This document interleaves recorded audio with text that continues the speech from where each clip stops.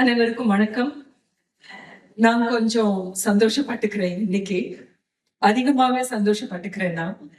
ஏன்னா என்னுடைய வாழ்க்கை என்னுடைய பயணம் உங்களுக்கு எல்லாருக்குமே தெரியும். இந்த சினிமாவுக்குள்ள அப்படியே என்ன தள்ளி விட்டுட்டாங்க. என்ன தள்ளி விட்டுட்டாங்கன்னா, நீ போய் கத்துக்கோ, நீந்திக்கோ அப்படின்னு சொல்லிட்டு. சரி வந்துட்டோம் அப்படின்றதுனால நடிச்சுக்கிட்டே இருக்கேன். இதை நான் எப்படி எடுத்துக்கிறேன்னா, ஒரு ஸ்கூலுக்கு போயிட்டு கத்துக்கிறோம், ஒரு விஷயத்த கத்துக்கிறோம். அந்த ஸ்கூலுக்கு போறோம், காலேஜுக்கு போறோம், யூனிவர்சிட்டி போறோம். எல்லாமே கத்துக்கிட்டு முடிஞ்சதுக்கு அப்புறம் அதை வச்சுட்டு நமக்கு ஒரு ஜாப் வேணும் அப்படின்னு தானே எல்லாரும் போய் ஒரு ஜாப் ஆப்பர்ச்சுனிட்டிக்காக போவாங்க. அப்ப நானா தேர்ந்தெடுத்தது அப்படின்னு என்னன்னு பாத்தீங்கன்னா, ஒரு வேலையா நான் பண்ணணும் அப்படின்றது நான் மூவி ஃபில்ம் மேக்கிங் அப்படின்றதுதான் நான் தேர்ந்தெடுத்த ஒரு ஜாப். அந்த ஜாப்ல நான் பண்ணிருக்கேன். அதெல்லாம் சீரியல்ஸ் பார்த்திருப்பீங்க, ஷார்ட் பிலிம்ஸ் பார்த்திருப்பீங்க. ஆனா இந்த மாதிரியான ஒரு நல்ல ஃபார்மேட்ல 6 லாங்குவேஜஸ்ல என்னுடைய படம் இன்னைக்கு ரிலீஸ் ஆயிருக்கு அப்படின்ற ஒரு சந்தோஷமான செய்தி என் பையனுக்கு அனுப்பிச்சு விட்டுட்டு, மை மூவி ரிலீஸ்டு டுடே ரிஷி அப்படின்னு சொல்லிட்டு இங்க வந்துட்டு ரொம்ப அழகா ரிஷிக்கு தெரியும்.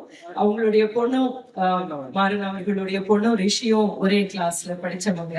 அதனால இன்னும் அதிகமான ஒரு அதே நேரத்துல கதை ஷார்ட்ஸ் அப்படின்ற இந்த ஃபார்மேட் ஜிவி கேட்ட உடனே எனக்கு ரொம்ப எக்ஸைட்டிங்கா தோணுச்சு. ஏன்னா கதை நம்ம சொல்ல போறோம். எங்க இருந்தாலும், சினிமாவா இருந்தாலும், டிவியா இருந்தாலும், எதுவா இருந்தாலும் கதை நம்ம சொல்ல போறோம். அது எங்கேஜிங்கா சொல்லணும், எல்லாருக்கும் பிடிக்கிற மாதிரி சொல்லணும், அவங்கள அந்த கதைக்குள்ள இழுக்கணும். அதுக்கு என்ன ஃபார்மேட்டா இருந்தா என்ன? ஆனா இப்ப வந்திருக்கிற இந்த ஜென்சி அவங்களுடைய கைக்கு கிடைச்சிருக்கிற இந்த ஒரு டைம்ல இந்த கதையை கொண்டு போக முடியுமா அப்படின்னு சொல்லிட்டு நான் 3 கதை சொன்னேன்.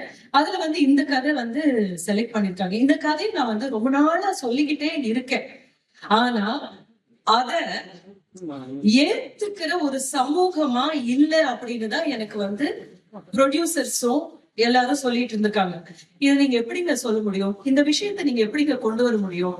இது ரொம்ப கான்ட்ரவர்ஷியலா இருக்கும், இது ரொம்ப ஏத்துக்க மாட்டாங்க அப்படின்னு சொல்லிட்டு.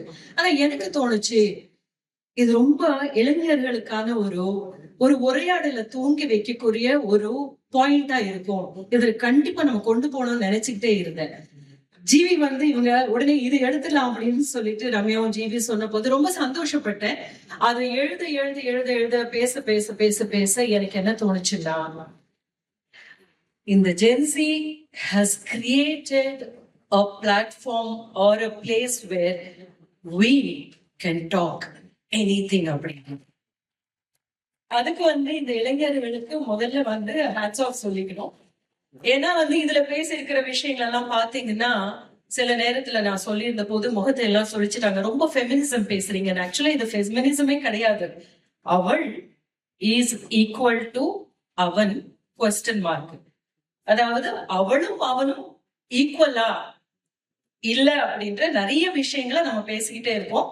இதுல கூட என்ன அப்படின்றதுதான் நம்ம ரொம்ப கியூட்டா, ரொம்ப சுவாரஸ்யமா, ரொம்ப விளையாட்டுத்தனமா தெரியும். ஆனா இன்ட்ரெஸ்டிங்கா கொண்டு போகக்கூடிய ஒரு கேம் மாதிரி அப்படின்னு சொல்லிட்டு இந்த விளையாட்டுக்குள்ள கொண்டு வரணும் எல்லாரையும் அப்படின்னு.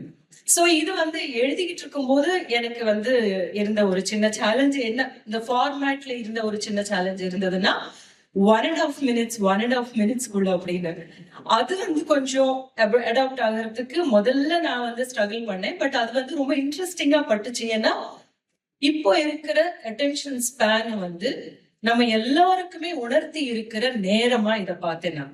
சோ அது ரொம்ப இன்ட்ரெஸ்டிங்கான ஒரு படிப்பினையா இருந்தது எனக்கு. As a writer I really, எனக்கு ஒரு டேக்அவே இருக்கணும் இல்லையா, அதுதான் இந்த டேக்அவே.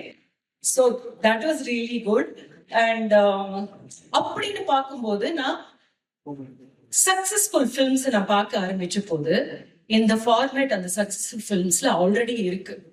ஒவ்வொரு சீனுக்கும் ஒரு ஹுக் இருக்கு. அது 1.5 நிமிஷம் 2 நிமிஷத்துக்கு மேல போகல அப்படின்றது சக்சஸ்ஃபுல் கமர்ஷியல் பிலிம்ஸ். சோ இது சக்சஸ்ஃபுல் கமர்ஷியல் பிலிமா தான் நான் பண்ணிருக்கேன்னு நினைக்கிறேன். இப்போ வரைக்கும் நான் இந்த பிலிம் தான் சொல்வேன். Because it is a film எல்லாமே ஃபில்ம் தான். இதுக்கு தனியான ஒரு நடிப்பு கிடையாது. எனக்கு ரொம்ப எக்ஸைட்டிங் ஆஸ் அன் ஆக்டர், ரொம்ப எக்ஸைட்டிங்கா இருந்த ஒரு ஃபார்மேட் என்னவா இருந்ததுன்னா, எங்களுக்கு எப்பவுமே வந்து இது வரைக்கும் இருக்கும் இல்லையா, இது வரைக்கும் இருக்கும்போது நம்ம கொஞ்சம் உடம்பு இதெல்லாமே யூஸ் பண்ணுவோம் நம்ம. அதுக்கு வாய்ப்பு கொடுத்தது இந்த வெர்டிக்கல் அப்படின்றது எனக்கு தெரிஞ்சது. ஆஸ் அன் ஆக்டர் நான் பார்க்கும்போது எனக்கு அது தெரிஞ்சது. அப்புறம் வந்து அதிகமா பின்னாடி என்னென்னலாம் நம்ம ஏற்பாடு பண்ணோம், like we have to create a lot of ambience என்ன கிரியேட் பண்ணணும் அப்படின்றது எல்லாத்தையும் விட்டுட்டு பர்ஃபார்மன்ஸ் எப்படி பண்ணணும் அப்படின்றதுக்கு தான் வந்து நம்ம அதிக முக்கியத்துவம் கொடுக்கிற ஒரு ஃபார்மேட்டா பட்டுச்சு. So as an actor I was really excited and I felt it was really nice for an actor to accept a vertical தோணுச்சு. பிகாஸ் எவ்வளவுதான் இருந்தாலும் அவங்களுடைய பெர்ஃபார்மன்ஸ் தான் வந்து குறி வச்சுட்டு இந்த சீனை நம்ம கொண்டு போக முடியும் அப்படின்னு இருந்தது. So as a creative person, as an artist also, this was a very interesting and challenging and very exciting அதுவா பட்டுச்சு. And I really enjoyed it just because they said you can go ahead and you say whatever you want to, the way you want to. ஆனா இந்த 2 நிமிஷம் 1.5 நிமிஷம் அப்படின்றது மட்டும்தான். அதுக்கப்புறம் வந்து நீங்க ஆக்டர்ஸ் நீங்க யாரும் செலக்ட் பண்ணணும்னு நினைக்கிறீங்க, எல்லாமே வந்து எனக்கு ஒரு பெரிய ஒரு ஃப்ரீ ஹேண்ட் இருந்தது.